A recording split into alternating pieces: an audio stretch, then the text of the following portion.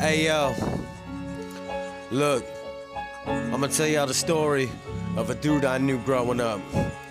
We always used to chill at Independence and shit, right?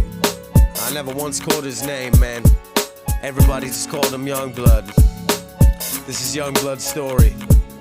He wasn't a student, but never once cracked the book. And he was nice on the court, turn his back, nail the hook. They called him Youngblood. Young eyes held the spark. We must have been like 13 when we met at Indy Park. In the first game he played, he hit for 6 straight trays. With a trash talking game on par with MJ's. That's when he earned our respect. We bought many a battle, but only God could have known the things that are foreshadowed.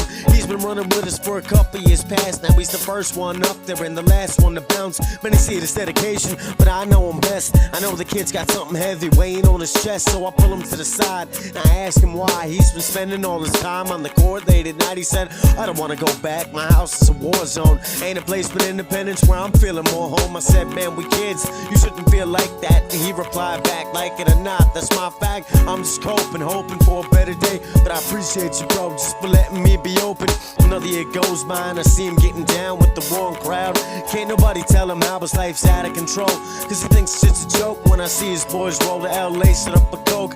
Next 4 years he was living life fast, balling, partying, all give a fuck about class. Popping out high raps, yeah, he started getting lyrical. The fact that he graduated, that was a miracle, cause he should have been dead. It wasn't all glam and glitz. I remember him in art classes cutting up his wrist. Those fights with his mother, they just left him a wreck. He tried constricting his throat, the chain snapped around his neck. By the time he was 19, his mother kicked him out. He was bouncing around now from house to house. In the midst of all his chaos, his best friend died. Now Youngblood smoking spice, pilling vodka, suicide.